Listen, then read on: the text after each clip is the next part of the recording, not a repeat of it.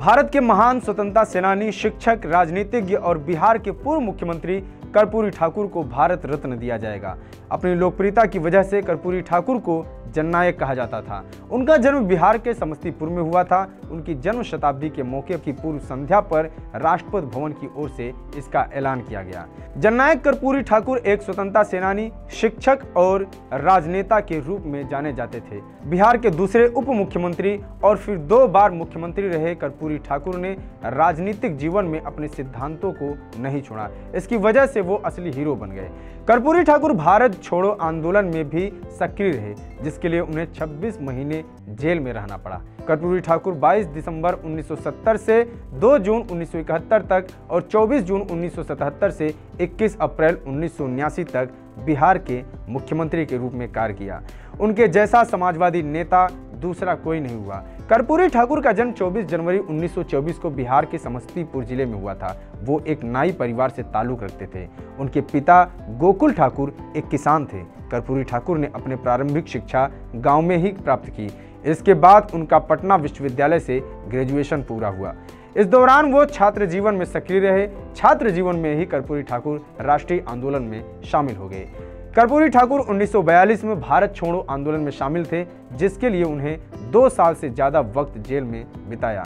Jail से रिहा होने के बाद वो सक्रिय राजनीति में शामिल हुए। सन 1952 में कर्पूरी ठाकुर पहली बार बिहार विधानसभा के सदस्य चुने गए। वो सोशलिस्ट पार्टी के टिकट पर ताजपुर विधानसभा से चुनाव लड़े और जीते। इसके बाद कर्पूरी ठाकुर लगातार 4 बार विधानसभा के सदस्य चुने गए। साल 1967 में उन्हें बिहार का उप मुख्यमंत्री बनाया गया, जबकि सन 1970 में कर्पूरी ठाकुर बिहार के मुख्यमंत्री बने। मुख्यमंत्री बनते ही उन्होंने गरीबों और दलितों के लिए कई कल्याणकारी योजनाएं लागू की। उन्होंने पिछड़ों को 26% आरक्षण देने का काम किया, जो देश में पहली बार बिहार में लागू किया गया था। कर्पूरी ठाकुर के मुख्यमंत्री रहते हुए बिहार में पहली बार गैर लाभकारी जमीन पर मालगुजारी टैक्स को खत्म किया गया। अमीर गरीब की खाई पाटने का सपना देखने वाले कर्पूरी ठाकुर असल मायनों में समाजवादी नेता थे। 24 जनवरी को कर्पूरी ठाकुर की 100वीं जयंती है। इस मौके पर केंद्र सरकार ने उन्हें मरणोपरांत सर्वोच्च सम्मान भारत रत्न से नवाजा है। भारत रत्न पाने वाले कर्पूरी ठाकुर 49वीं शख्सियत होंगे। अब बात करते हैं भारत रत्न सम्मान क्या है और ये पद्म पुरस्कारों से क्यों अलग है। भारत रत्न देने की शुरुआत 2 जनवरी 1954 को तत्कालीन राष्ट्रपति डॉक्टर राजेंद्र प्रसाद ने की थी। यह सम्मान राजनीति, कला, साहित्य, विज्ञान के क्षेत्र में किसी विचारक, वैज्ञानिक, उद्योगपति, लेखक और समाजसेवी को दिया जाता है। पहला भारत रत्न 1954 में डॉक्टर सर्वपल्ली राधाकृष्णन को प्रदान किया गया था। डॉक्टर राधाकृष्णन देश के दूसरे राष्ट्रपति और शिक्षाविद थे। 1954 तक यह सम्मान केवल जीवित रहते दिया जाता था, लेकिन साल 1955 से मरणोपरांत भारत रत्न दिया जाने लगा।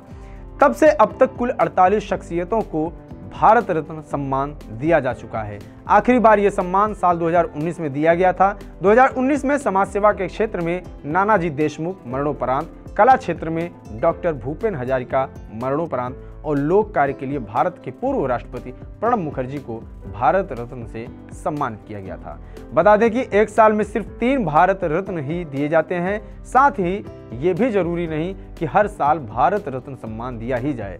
भारत रत्न सम्मान के लिए चुने जाने की प्रक्रिया पद्म पुरस्कारों से अलग होती है। इसमें भारत के प्रधानमंत्री भारत रत्न के लिए किसी व्यक्ति के नाम की सिफारिश राष्ट्रपति को करते हैं। भारत रत्न के लिए किसी औपचारिक सिफारिश की जरूरत नहीं होती। कोई भी व्यक्ति जात, पेशा, पद या लिंग के आधार पर अंतर किए बिना इस पुरस्कार के लिए योग्य माना जाता है। भारत रत्न हर साल 26 जनवरी को दिया जाता है और इसके लिए बाकायदा भारत के राजपत्र में अधिसूचना जारी किया जाता है। ये खबर आपको कैसी लगी कमेंट बॉक्स में बताएं। जुड़े रहिए TV9 बिहार झारखंड के साथ। नमस्कार।